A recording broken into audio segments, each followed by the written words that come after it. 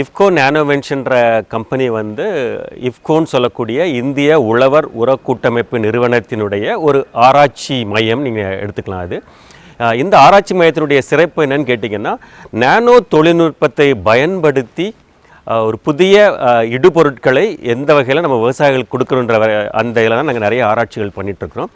ஏன்னா இப்போ வந்து விவசாயத்துறையில் வந்து இடுபொருட்களுடைய பயன்பாட்டு திறனை அதிகப்படுத்தக்கூடிய ஒரு முக்கியத்துவத்தில் இருக்கிறோம். அது இப்போ நீங்கள் பார்த்தீங்கன்னா நிறைய உரங்கள் பயன்படுத்துகிறோம். யூரியா, டிஏபி, பொட்டாஷ் உரங்கள் பயன்படுத்துகிறோம், பூச்சி மருந்துகள் பயன்படுத்துகிறோம். இதெல்லாம் வந்து பார்த்திங்கன்னா இதனுடைய அளவை வந்து நம்ம குறைச்சி அதனுடைய பயன்பாட்டு திறனை கூட்டினோன்னா சுற்றுச்சூழலுக்கு வரக்கூடிய பாதிப்பு குறையும், விவசாயிகளுடைய அந்த இடுபொருட்களுடைய செலவு குறையும். இதெல்லாம் மனதில் கொண்டு தான் வந்து இந்த இஃப்கோ நானோவென்ஷன் இந்த நிறுவனம் வந்து நானோ தொழில்நுட்பத்தை பயன்படுத்தி இடுபொருட்களின் பயன்பாட்டு திறனை அதிகரித்து ஒரு எவர் கிரீன் ரெவல்யூஷன் சொல்லக்கூடிய அதை நோக்கி போகிறதுக்கு நாங்கள் வந்து விவசாயிகளுக்கு நாங்கள் உதவி பண்ணிகிட்ருக்குறோம். அது இப்போ நானோ டெக்னாலஜினா என்ன அப்படின்னு கேட்டிங்கன்னா, இது வந்து ஒரு பொருளை வந்து அதனுடைய அணு அளவுக்கு வந்து அதனுடைய சைஸ் ரிடக்ஷனை வந்து நம்ம பண்ணுறோம். அப்போ அதனுடைய சைஸை குறைக்கும் பொழுது, அதனுடைய அளவை வந்து சிறிதாக்கும் பொழுது அதனுடைய வந்து சர்ஃபேஸ் ஏரியான்னு சொல்லக்கூடிய அதனுடைய அந்த ரியாக்டிவிட்டி வந்து கூடுவது. அப்போ அந்த சர்ஃபேஸ் ஏரியா வந்து கூடும் பொழுது, சைஸை ரிடக்ஷன் பண்ணும் பொழுது சர்ஃபேஸ் ஏரியா அதிகரிக்கிறது. அந்த சர்ஃபேஸ் ஏரியா அதிகரிக்கும் பொழுது அந்த மேற்பரப்பில் தான் வந்து ரியாக்டிவ் அயான்ஸ் வந்து அதிக அளவில் இருக்கும். அதாவது அந்த ரியாக்டிவ் அயான்ஸாக வந்து ஒரு பொருளினுடைய அந்த பயன்பாட்டு திறனையோ இல்லை அதனுடைய அந்த மெட்டபாலிசம் சொல்லக்கூடிய அந்த எஃபிஷியன்சியோ எல்லாத்தையும் வந்து டிசைட் பண்ணக்கூடியதுன்னு பார்த்தீங்கன்னா அந்த மேற்பரப்பில் இருக்கக்கூடிய அந்த அணுக்கள். அப்போது நம்ம சைஸ் ரிடக்ஷன் பண்ணும் பொழுது இந்த ரியாக்டிவிட்டி பண்ணக்கூடிய அந்த அணுக்களை வந்து மேற்பரவுக்கு அதிக அளவில் கொண்டு வர்ற காரணத்தினால அந்த பொருட்களுடைய பயன்பாட்டு திறன் அதிகரிக்கிறது. இதைத்தான் இது சின்ன உதாரணம் சொல்ல பார்த்தீங்கன்னா, நம்மளுடைய செல்ஃபோன்ஸ் எக்ஸாம்பிள் எடுத்துக்கோங்க. ஆரம்ப காலத்தில் பார்த்தீங்கன்னா செல்ஃபோன்ஸ் எவ்வளோ பெருசாக இருந்திருக்குன்னு உங்களுக்கே தெரியும். ஆனால் அவ்வளோ பெருசாக இருந்தால் கூட அதனுடைய அந்த ப்ராசஸிங் பவர் வந்து குறையாக தான் இருந்துச்சு. இப்போ பாருங்கள், நீங்கள் செல்ஃபோன் வந்து ரொம்ப தின்னாக ஸ்லிம்மாக ரொம்ப அழகாக வந்துடுச்சு. ஆனால் அதனுடைய ப்ராசஸிங் பவர் எவ்வளோ கூடிடுச்சு. இது காரணம் என்னன்னு கேட்டிங்கன்னா நானோ டெக்னாலஜி எலக்ட்ரானிக்ஸில் வந்து அதிக அளவு அதனுடைய தாக்கத்தை ஏற்படுத்தி அந்த நானோ தொழில்நுட்பத்தை பயன்படுத்துறதுனால சிறிய வந்து நீங்கள் டிரான்சிஸ்டர்ஸை யூஸ் பண்ணுறதுனால அதனுடைய எஃபிஷியன்சி வந்து கூடுது. இதைத்தான் நாங்கள் வந்து விவசாயத்தில் பயன்படுத்தி ஃபஸ்ட்டு ஆரம்பத்தில் நாங்கள் எதில் ஆராய்ச்சிகள் பண்ணான்னு கேட்டிங்கன்னா உரங்களில். இப்போ யூரியான்னு எடுத்துட்டிங்கன்னா, யூரியாவை நீங்கள் மண்ணில் போட்டிங்கன்னா அதனுடைய பயன்பாட்டு திறன் பார்த்தீங்கன்னா அதிகபட்சம் 30%, அதாவது 30%. அதாவது நீங்கள் 100 கிலோ யூரியாவை மண்ணில் போட்டிங்கன்னா 30 கிலோ தான், அதிகபட்சமாக 30 கிலோ தான் பயிர்களால் எடுக்கப்படுகிறது. அதான் நம்ம யூஸ் எஃபிஷியன்சின்னு சொல்கிறோம். மீதி 70 கிலோ எங்கே போகுது? அந்த 70 கிலோ பார்த்தீங்கன்னா மண்ணுக்குள்ளே போய் அது வந்து பொல்யூட்டண்ட்டாக மாறிடுது, நைட்ரேட் பொல்யூஷனை கிரியேட் பண்ணுது.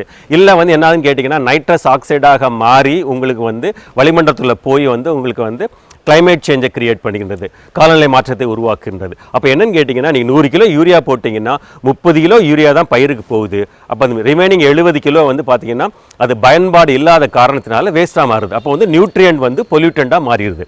அப்போ அதனுடைய யூஸ் எஃபிஷியன்சி எப்படி கூட்டுறது? அப்போ என்ன பண்ணுறோம், நாங்கள் அந்த யூரியாவை நானோ யூரியாவாக மாற்றி அதனுடைய சர்ஃபேஸ் ஏரியாவை அதிகப்படுத்தி அதனுடைய ரியாக்டிவிட்டின்னு சொல்லக்கூடிய அந்த மெட்டபாலிக் எஃபிஷியன்சியை அதிகப்படுத்தி பயிர்களுக்குள்ளே போகக்கூடிய அந்த என்ட்ரின்னு சொல்லுவாங்க, என்ட்ரிக்கு போய் அதுக்கப்புறம் டிரான்ஸ்லொகேஷன் வாங்க, பயிருக்குள்ளே எப்படிலாம் போகுது டிஃப்ரெண்ட் டிஷ்யூஸ்குள்ளே. அப்புறம் அசிமிலேஷன், எப்படி அந்த நைட்ரஜன் வந்து அமினோ அமிலங்களாக மாறி புரதங்களாக மாறுது. இது எல்லா எஃபிஷியன்சியும் வந்து இந்த நானோவாக மாற்றும் பொழுது கூடுது. அதனால் அதனுடைய பயன்பாட்டு திறன் அதிகப்படுது. அதனால தான் நாங்கள் நானோ யூரியான்ற ஒரு ப்ராடக்டை வந்து இஃப்கோ நிறுவனம் லான்ச் பண்ணாங்க. அதற்கு வேண்டிய எல்லா ஆராய்ச்சி உதவிகளையும் நாங்கள் எங்கள் இஃப்கோ நானோவென்ஷன் மூலம் பண்ணோம். அதுக்கப்புறம் நானோ டிஏபின்னு சொல்லக்கூடிய ஒரு உரத்தை நாங்கள் வந்து இஃப்கோ லான்ச் பண்ணாங்க.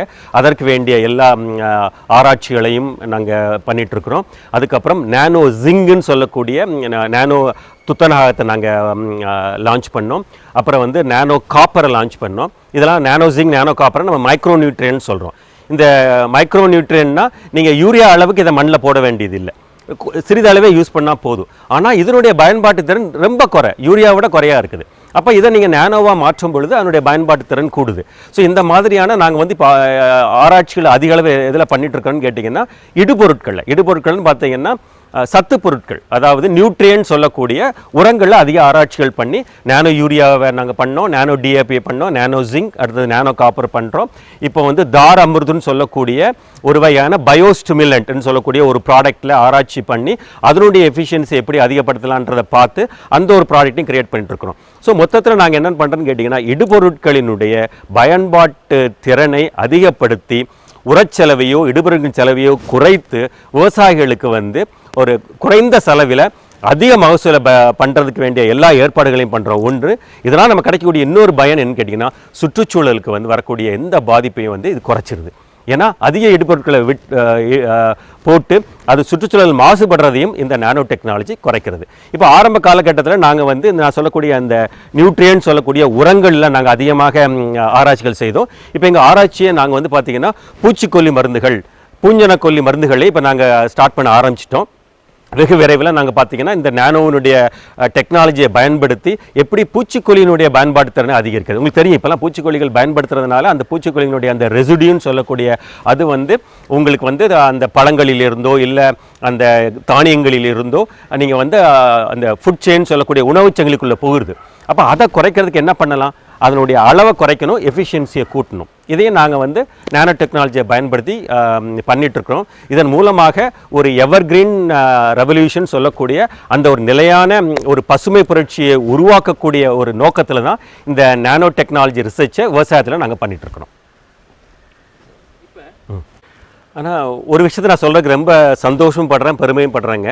இந்த இஃப்கோ நானோவென்ஷன் சொல்லக்கூடிய இந்த நிறுவனம் தமிழ்நாட்டில் கோயம்புத்தூரில் இருக்குது. அது இந்த நிறுவனத்தினுடைய தயாரிப்புகள் உலக அளவுக்கு போகுது. இப்போ உதாரணம் சொல்ல போனீங்கன்னா இந்த நானோ யூரியா, நானோ டிஏபி இதெல்லாம் உலகத்துக்கு அறிமுகப்படுத்தியதே வந்து இஃப்கோ, இந்தியன் ஃபார்மர்ஸ் ஃபெர்டிலைசர்ஸ் கோஆபரேட்டிவ்னு சொல்லக்கூடிய இந்திய உழவர் உர கூட்டமைப்பு நிறுவனம். இந்த நிறுவனத்திற்கு வேண்டிய எல்லா விதமான ஆராய்ச்சிகளையும் நாங்கள் பண்ணி கொடுத்துட்ருக்குறோம். ஸோ அப்போ சொல்லப்போனால் இந்த உலகத்திற்கு வேண்டிய இந்த நானோ தொழில்நுட்பத்தையும் விவசாயத்தில் அறிமுகப்படுத்திய அந்த ஒரு பெருமை வந்து எங்களுக்கு கண்டிப்பாக இருக்குது. சொல்லப்போனால் இப்போ நான் இந்த உரங்களுடைய பயன்பாட்டு திறன் நீங்கள் பார்த்தீங்கன்னா, நான் வந்து ஒரு யூரியான்னு எடுத்துக்கிட்டிங்கன்னா 30% தான் பயன்பாட்டு திறன் இருக்குது. இன்னும் நீங்கள் வந்து பாஸ்பரஸ்ன்னு எடுத்துக்கிட்டிங்கன்னா 20லேருந்து 25, பொட்டாஷியம் பார்த்தீங்கன்னா 20% தான். ஸோ எல்லாமே வந்து பார்த்தீங்கன்னா 20லேருந்து 30க்குள்ளே தான் அதனுடைய பயன்பாட்டு திறன். பட் எங்களுடைய இந்த நானோ உரங்களை வந்து இப்போ நான் நானோ யூரியா, நானோ டிஏபின்னு சொன்னீங்கன்னா இதை நாங்கள் வந்து திரவ வடிவத்தில் கொடுக்குறோம். திரவ வடிவத்தில் கொடுத்து இலைகளின் மேல் தெளிப்பதுக்காக நாங்கள் கொடுக்குறோம். இதை நாங்கள் மண்ணில் போடுறதுக்காக நாங்கள் கொடுக்கல. இதை நாங்கள் ஃபோலியார் ஃபெர்டிலைசர்னு சொல்லுவாங்க. ஃபோலியார் ஃபெர்டிலைசர்னா இலைகளின் மேல் தெளிக்கிறது. எப்படி நமக்கு வந்து பார்த்தீங்கன்னா ஒரு மருந்தை வந்து நம்ம வந்து மாத்திரையாகவும் சாப்பிடலாம், அதே நம்ம ஒரு ஊசியாகவும் போடலாம், அதே வந்து நரம்புலையும் செலுத்தலாம். அப்போ நரம்பில் செலுத்தும் போது பார்த்தீங்கன்னா அதனுடைய பயன்பாட்டு திறன் கூட இருக்கும். அது ஏன்னா உடனே உங்களுக்கு கிடச்சிரும். அதை மைண்டில் கொண்டு தான் பார்த்தீங்கன்னா இப்போ உங்களுக்கு வந்து இந்த ஃபோலியார் ஃபெர்டிலைசர்னு சொல்லும்போது இலைகள் மேல் தெளிக்கும் பொழுது அதனுடைய பயன்பாட்டு திறன் 90% மேலே இருக்குது. அப்போ பயன்பாட்டு திறன் 90% மேலே இருக்கிறது மட்டுமில்லாமல் அதிக எண்ணிக்கையிலான அந்த சத்து பொருட்கள் உள்ளுக்கு போகுது. இப்போ சின்ன எக்ஸாம்பிள் பார்த்தீங்கன்னா யூரியான்னு சொன்னீங்கன்னா அமைடுன்னு சொல்லக்கூடிய ஒரு மாலிகுல் இருக்குது. அந்த அமைடு மாலிகுல் வந்து ஒரு எம்எல்ல வந்து பல லட்சக்கணக்கான அமைடு மாலிகுல் இருந்து அதை நீங்கள் தெளிக்கும் பொழுது பயிர்களுக்குள்ளே எளிதாக போகிற காரணத்தினால அதனுடைய பயன்பாட்டு திறன் அதிகமாக இருக்குது.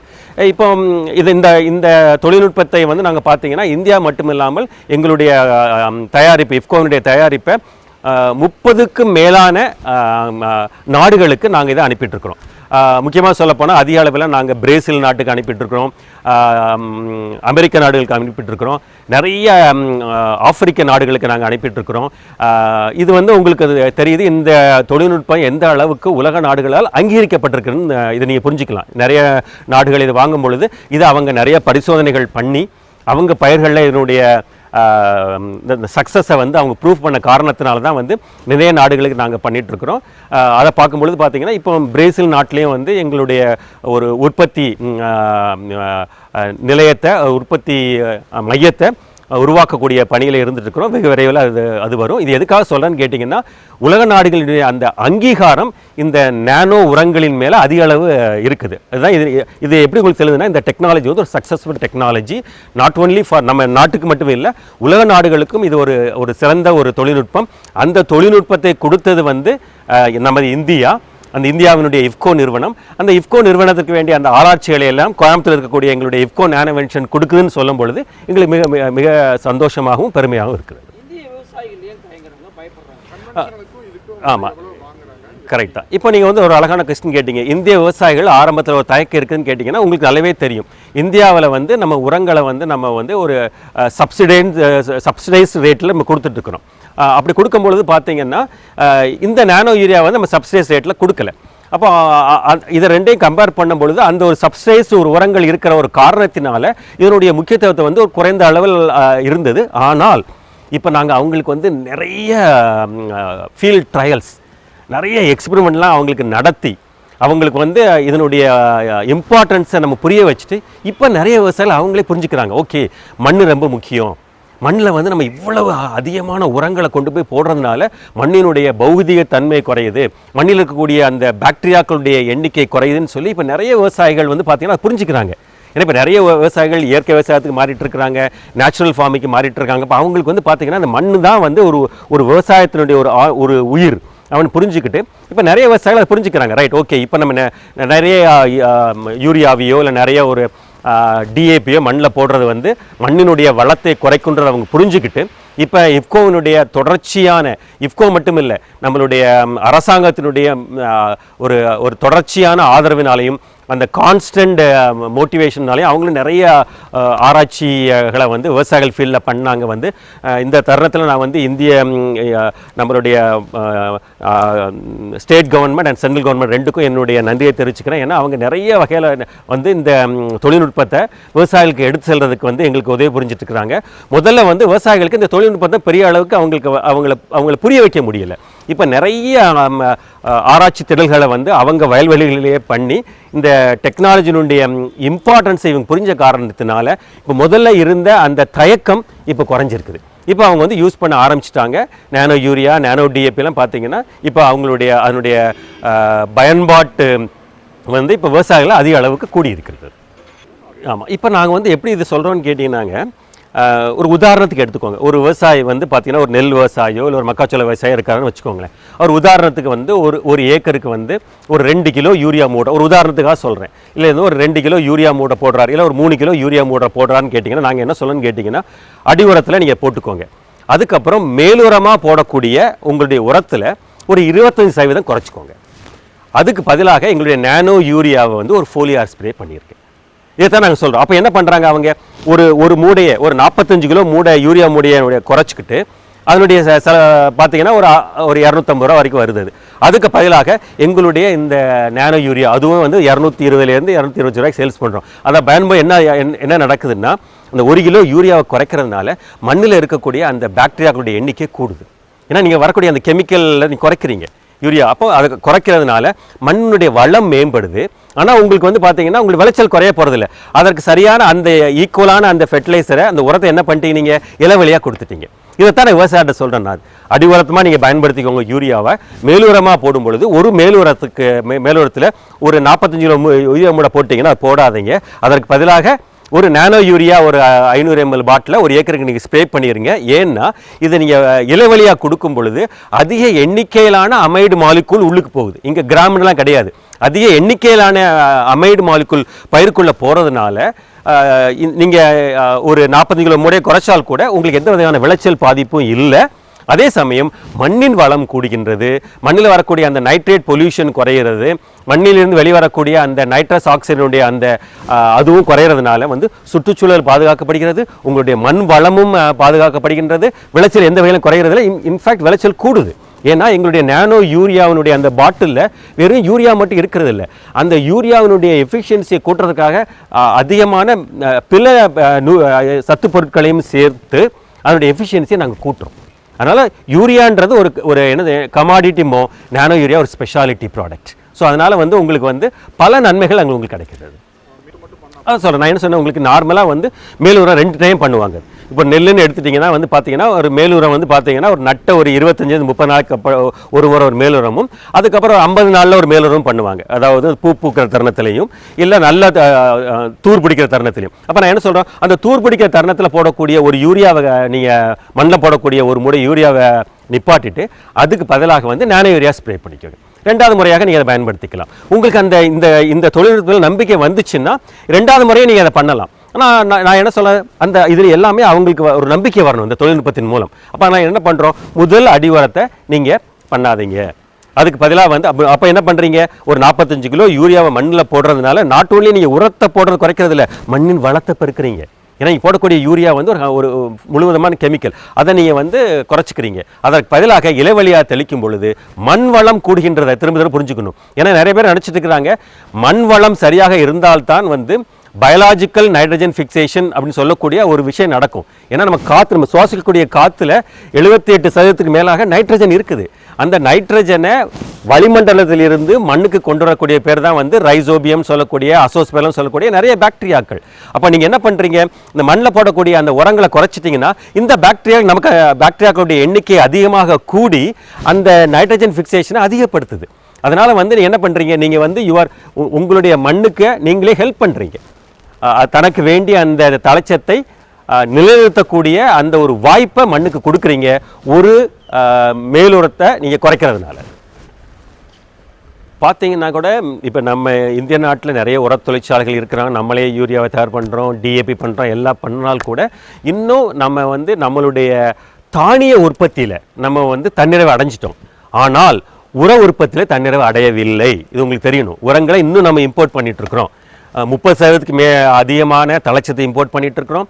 ஒரு 70% 80% அதிகமான மணிச்சத்து, சாம்பல் சத்து இன்னும் நம்ம இம்போர்ட் பண்ணிட்டு தான் இருக்கிறோம். இது நம்ம வந்து மாறிட்டே வரும். சில நாட்களில் வந்து இதனுடைய தேவை ஆகும்பொழுது அதிகமாக இம்போர்ட் பண்ணுறோம். ஸோ நம்ம வந்து நம்முடைய தானிய உற்பத்தியில் தண்ணீரை பெற்றாலும் உர உற்பத்தியில் இந்த தண்ணீரை பெறாத காரணத்தினால் நம்ம என்ன பண்ணுறோம், நிறைய நாடுகள்லேருந்து நம்மளுக்கு வேண்டிய உரங்களை டிஃப்ரெண்ட் லெவலில் பண்ணிகிட்ருக்குறோம், இம்போர்ட் பண்ணிட்டு தான் இருக்கிறோம். இப்போது இந்த மாதிரியான நானோ யூரியா, நானோ டிஏபி பண்ணும் பொழுது உதாரணத்திற்கு என்ன சொல்லுங்க, இப்போ நம்மளுடைய 10% நினச்சிக்கோங்களேன். இப்போ இந்த நானோ டெக்னாலஜி மூலம் நம்ம மண்ணில் அப்ளை பண்ணக்கூடிய உரங்களுடைய அது வந்து தலைச்சத்தாக இருக்கலாம், மணிச்சத்தாக இருக்கலாம், சாம்பல் சத்து எது வேணால் இருக்கலாம். ஏன்னா எல்லாமே இம்போர்ட் பண்ணுறோம், டிஃப்ரெண்ட் லெவலில் இம்போர்ட் பண்ணுறோம். அதிக அளவில் இம்போர்ட் பண்ணுறது வந்து பாஸ்பரஸ் அண்ட் பொட்டாஷ், குறைய இம்போர்ட் பண்ணுறது வந்து நைட்ரஜன் சொல்லக்கூடிய யூரியா. இப்போ நம்ம நானோ டெக்னாலஜி வந்து ஒரு 10% இதை குறைக்குதுன்னு வச்சா கூட இமேஜின் பண்ணி பாருங்கள், பல மில்லியன் டன்ஸ் நம்ம இம்போர்ட் பண்ணிட்டு இருக்கோம். அப்போ அந்த பல மில்லியன் டன்ஸில் ஒரு 10% ஒரு பெரிய ஒரு வேல்யூ. அப்போ அதை நம்ம குறைக்க முடியும். இதை நோக்கி தான் நம்ம போயிட்டுருக்குறோம். இதை நோக்கி போடும் பொழுது அரசாங்கம் உதவி பண்ணுறாங்க, டெக்னாலஜி அவங்க புரிஞ்சுக்கிட்டாங்க, இதை நாங்கள் ரெடி பண்ணி கொடுத்துட்ருக்குறோம். ஒரு 10% அளவு கூட நம்ம எதிர்வரும் காலங்களில் நம்ம குறைஞ்சாச்சுன்னா நம்ம பட்ஜெட்டில் ஒரு பெரிய அளவு நம்ம சேமிக்க முடியும். அந்த பணத்தை அரசாங்கம் வந்து ஒரு நல்ல விஷயங்களுக்கு, விவசாயிகளுக்கு செலவிட முடியும்.